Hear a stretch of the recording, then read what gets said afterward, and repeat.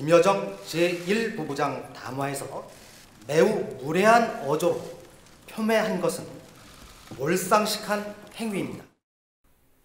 자, 오늘은 북한의 도발에 대해서 얘기를 좀 해봅시다. 북한의 지금 태도나 행태를 보면 비난받아 마땅한데, 그렇다고 우리 청와대까지 나서서 몰상식하다, 비상식적이다, 그리고 묵과하지 않겠다, 이런 태도를 보이는 것은 앞으로 남북관계를 경색시키겠다, 이걸로 해석이 되거든요. 그러면 북한이 연락사무소도 폭파시키고 저렇게 특사적 외교적 관행에 벗어나는 그런 걸 막 공개하는데, 이런데도 청와대가 가만히 있으면 또 가만히 있는다고 또 뭐라 그럴 거 아니에요? 아니요. 왜냐하면 지금 이런 국면에서는 청와대가 가만히 있는 게 아니라 청와대가 좀 진중할 필요가 있다. 왜냐하면 북한이 지금 비상식적이고 전례 없는 지금 강경 일본도의 정책을 쓰기 때문에 하다가는 우리가 통제를 할 수 없는 국면으로 치달을 수도 있다는 이런 우려를 해야 하기 때문에 북한이 왜 저럴까? 그러면 청와대는 좀 더 빠져 있는 게 좋은데, 윤도한 국민소통수석이 나와서 뭐 대통령의 발언인 것처럼 아주 세게 발언했거든요. 이게 오히려 홍보수석의 얘기는 대통령의 생각이라고 봐야죠. 그래서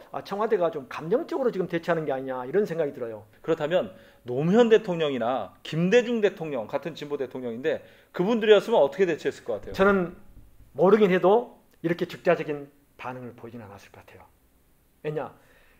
김대중 대통령 같았으면 북한의 현 처한 상황을 이해하고 아마 좀 기다렸을 것 같아요. 그래서 윤도한 수석이 오늘 대통령의 발언을 그리고 청와대 안보정책 회의를 하고 통해서 이 성명 발표한 것을 좀 진언을 통해서 오늘은 때가 아닌 것 같아 했으면 어땠을까 그거는 싶어요. 제가 좀 동의하기 어려운 게, 북한이 그 연락사무소를 폭파시켜버렸잖아요. 이거는 사실 우리 쪽에 폭탄을 던지지만 않은 것이지 사실상의 도발 행위거든요. 이런데도 불구하고 그래서 청와대가 가만히 있는다? 이거는 우리 국가의 자존심으로서도 용납할 수 없는 북한의 것이죠. 김정은 위원장이 나서지 않고 있잖아요.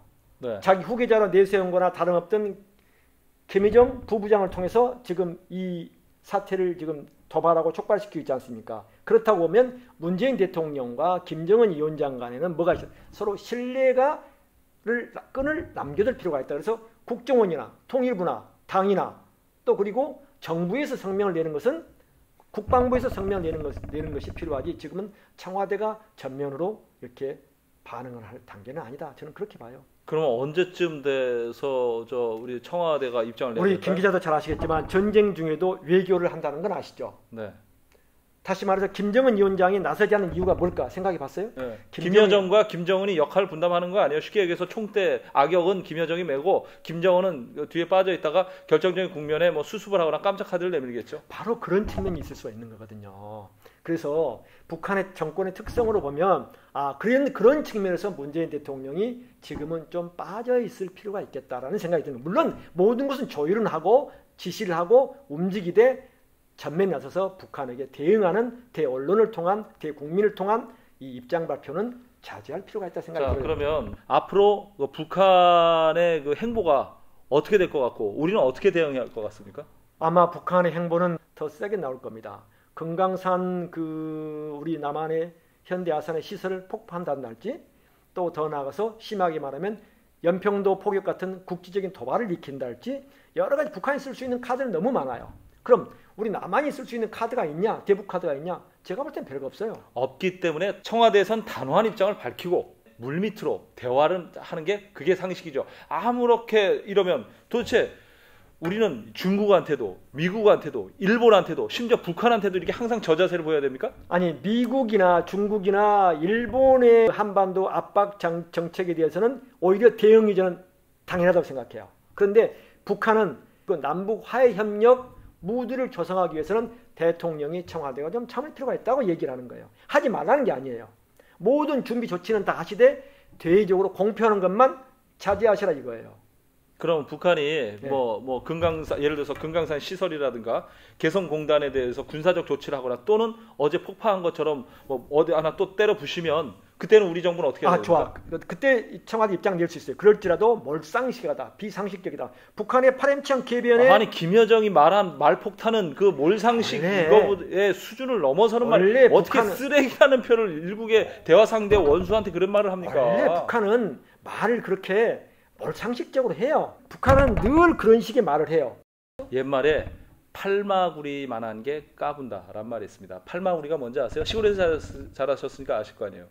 팔마구리가 뭐냐면 그 산에 사는 그 번데기만한 그 유충입니다. 누에 나방이 유충인데 한겨울을 번데기 형태로 그래 지내는 거예요. 그러니까 힘도 없고 작은 것이 한 주먹거리도 안 되는 것이 까분다는 뜻이에요. 북한 괜히 주제 파악 못하고 이렇게 까불다가 큰 코 다칩니다. 다시 말해서 북한 김정은 6.5설 있을 때 미국 정찰기가 한 대도 아니고 두 대도 아니고 세 대가 한반도 전역을 비행하면서 북한 손바닥까지 다 쳐다보고 있습니다. 정말 북한이 큰 코 다친다는 게 제가 하는 협박이 아니라 이것은 민족 전체 비극으로 이어질 수 있다는 겁니다. 정말로 신중해야 됩니다. 바로 그래서 민족 전체에 대한 비극으로 이어질 수 있다는 게 우리들의 생각이지만 북한의 김정은 정권은 핵을 사용하거나 전쟁을 도발할 경우 자신들의 생명과 자신의 정권을 담보할 수 없거든요. 그렇기 때문에 저렇게 나올 수도 있어요. 그래서 우리가 진짜 고도의 대북 남북 관계에 대한 전략 그리고 한반도 주변 사강에 대한 예교를 잘해야 된다는 얘기를 나오는 거예요. 자,